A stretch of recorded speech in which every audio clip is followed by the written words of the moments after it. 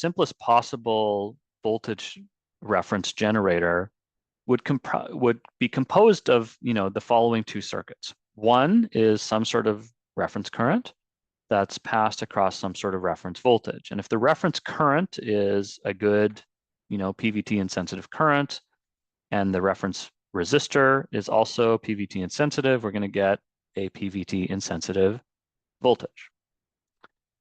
So in this case, we can make this sort of circuit extremely low in terms of current consumption if IREF is based off, say, for example, off-state transistor. Let's say VGS is 0, or maybe even less than 0. Maybe we're in super cutoff. And let's say there's some way that we can either bias it with VDD or ground, or we could self-bias it. And if that reference current is set by an VDD independent VGS, we could potentially get some good properties here. And if, these are either both constant with temperature, or if this is PTAT, maybe we can make this CTAT or vice versa. This should give us a good opportunity to hopefully get something that is PVT insensitive. So it turns out we can actually do this with an extremely simple circuit. This is called a 2-transistor push-pull voltage reference generator. Okay, it looks extremely simple. This works remarkably well. Let's go ahead and analyze it. So first of all, we have a regular NMOS transistor. It has a VGS of 0 by design, right? This is not a diode connected NMOS. This is a VGS equals 0 connected NMOS. Okay. Note that the bulk voltage is 0 here, so we do have some body effect going on here. And then we take a regular PMOS and we actually diode connect it. Okay, and we do specifically connect the bulk of the PMOS to the output voltage here. So we're designing this to be very low power. So in this case, we're going to assume that we're operating in subthreshold. So the two expressions for subthreshold current for these two MOSFETs are shown here. Note that in this case, the VGS for that NMOS is literally just 0. Okay, and the VSG for the PMOS is VREF minus 0. Okay, all right, so we're going to say that there's no current that's being pulled out of the reference circuit, presumably because there's a buffer here that then is used to drive the other circuits here. So we can go ahead and equate the two currents and then solve for VREF, right? VREF is really the only variable that we don't have here. So you can solve for VREF and you get this expression here, which looks rather complicated. There's definitely some temperature dependent terms here, phi t, mu1, mu2, the threshold voltages and so on. But one thing we could potentially do is we can go ahead and take this expression, take the derivative of it with respect to temperature and set it to 0. Okay, now there's a lot of temperature dependencies here. Doing this analytically is difficult. Doing this, in Cadence or something, or in LT Spice is trivial. So we set it to 0. And then what we do is we adjust or we solve for the ratio of sizing of these two transistors. And it turns out there is a unique solution here. Okay, if we size these transistors to have the following ratio, then theoretically we get a reference voltage that is independent of temperature. Okay, so this general technique was first introduced by the folks at the University of Michigan in 2012-ish. And in this case, they used a native NMOS stacked on top of a IO device NMOS. And they implemented this in a few different process technologies. And what they found is this thing consumes almost no power. This is literally kind of consuming picowatts of power. And yet it's able to get a pretty good temperature stability, right? So between -20 and +80 degrees Celsius here, the reference voltage ranges from 175.1 millivolts to 175.6 millivolts. I'd say that's pretty good. Okay.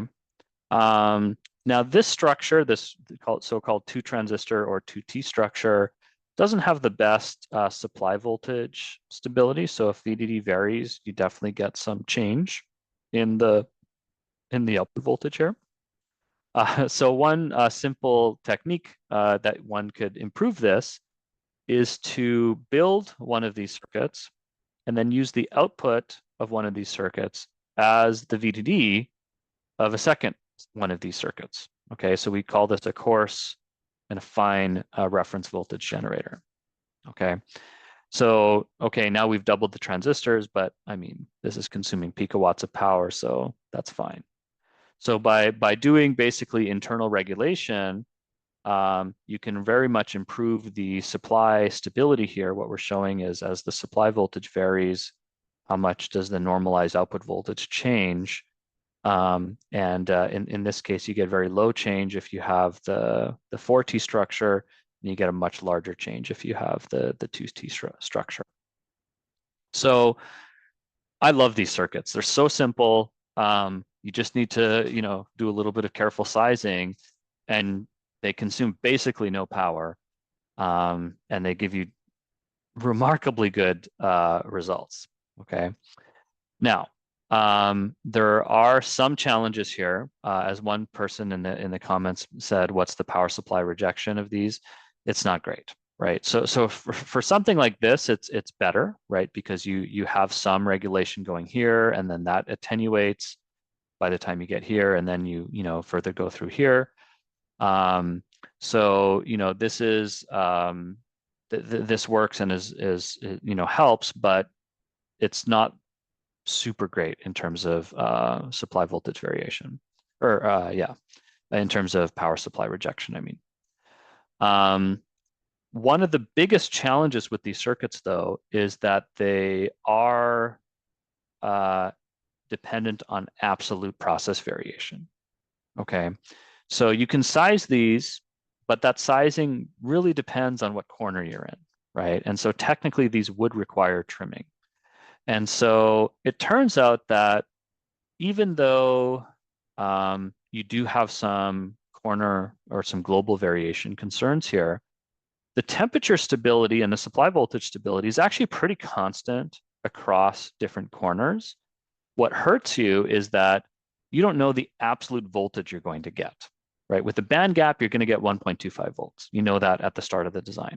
Here, you don't know if you're going to get some tight curves around 175 millivolts, or maybe they'll be at 185 millivolts or 143 millivolts or something like that. So the absolute voltage has pretty severe process variation.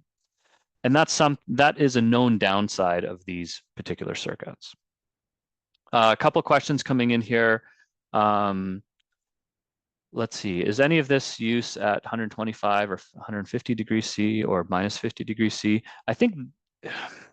I believe these do still work at those extreme temperatures as well. There's nothing special about how these work at different temperatures. So I believe, although I can't say I've tried it at those quite high extremes, I believe they would work at those temperatures. Can you rely on the simulation of these circuits? How good are the models? Another very good question. We found that at least for the TSMC and Global Foundries processes that we've taped these out in, they work pretty well, actually. You do need to increase your simulation accuracy tolerances, VAbstall, IAbstall, Gmin, things like this. I will typically, when I'm doing picowatt level design, increase all of those by about 3 orders of magnitude to make sure that the accuracy is there. But in general, these models actually work pretty well. The benefit that we have in subthreshold is that the modeling is actually way simpler than it is in above threshold. You get this exponential characteristic, and it's very reliably exponential. Of course, you have your non-idealities on top of that, but they tend to be a little more attenuated in subthreshold. And so we found that the modeling in subthreshold is actually quite good. Can we continue to stack these circuits to improve PSRR? There's definitely going to be a limit here, right? So it depends so in this case, let's say your supply voltage is 0.5 and you've designed this to be a higher than usual output voltage, let's call it 0.3. Well, now you're designing one of these with a 0.3 volt power supply. And so therefore the best voltage you could get out of here is going to be, 0.1 or something like that.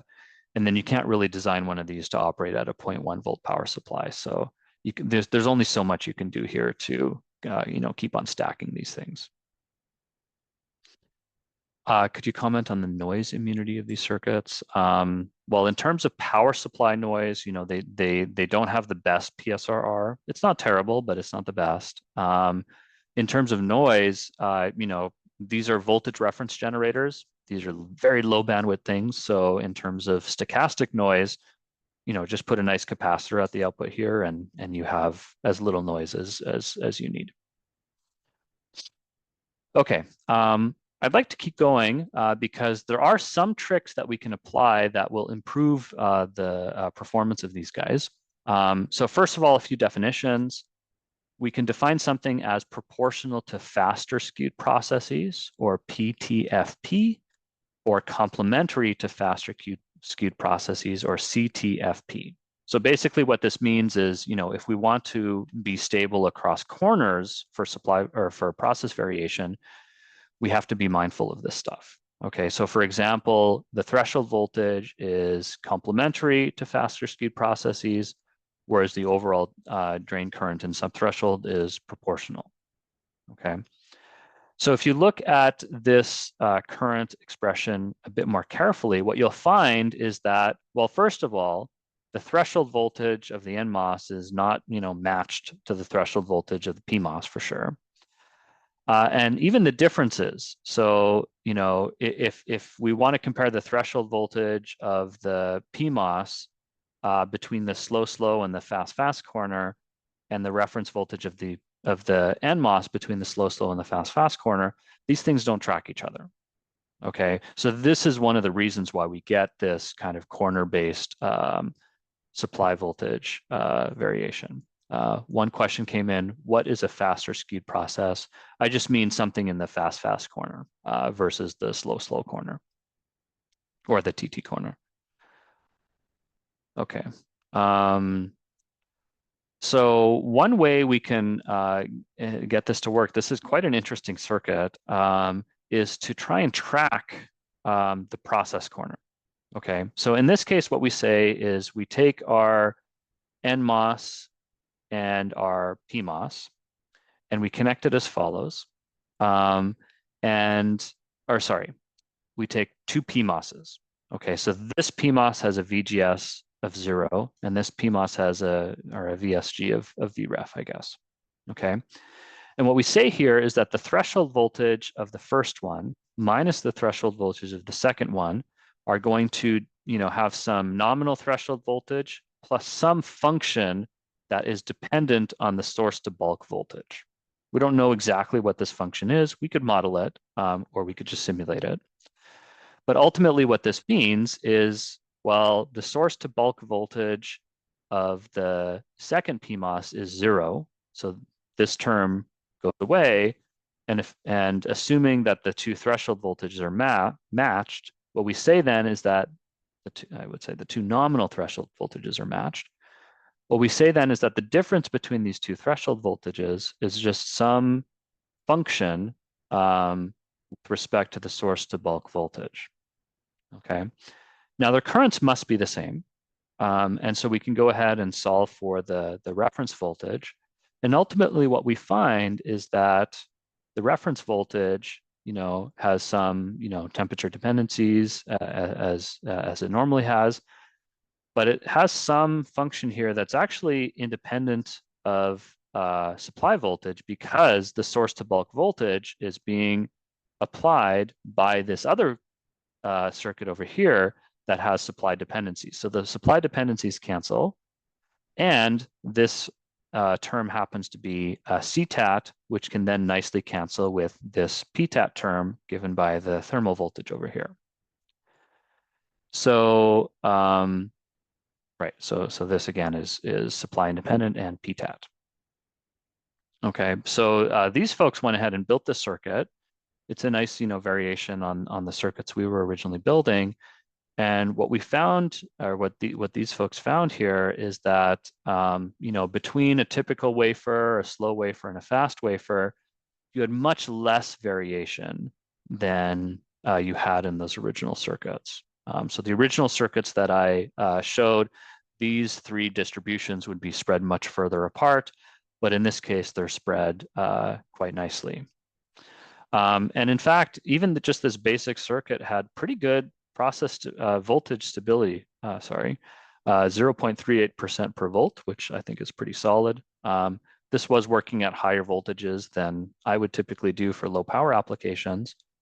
But despite that, this is still only consuming, less than a nanowatt of power. And from -40 all the way up to 90 degrees Celsius, these had temperature coefficients of about 50 ppm per degree C. So this is kind of a nice way to improve the operation of those circuits without having to do trimming and have a little bit more confidence in the absolute voltage that you're going to get. There's a question about the native devices. So the native devices were originally proposed in 2012. I think most circuits these days are just using normal devices, so we don't need to use those native transistors anymore. Okay, so a little bit of a summary here in terms of voltage reference generators. There's a few different ways to get process independence. There's a few different ways to get supply voltage independence, different ways to get temperature independence, and some low power techniques.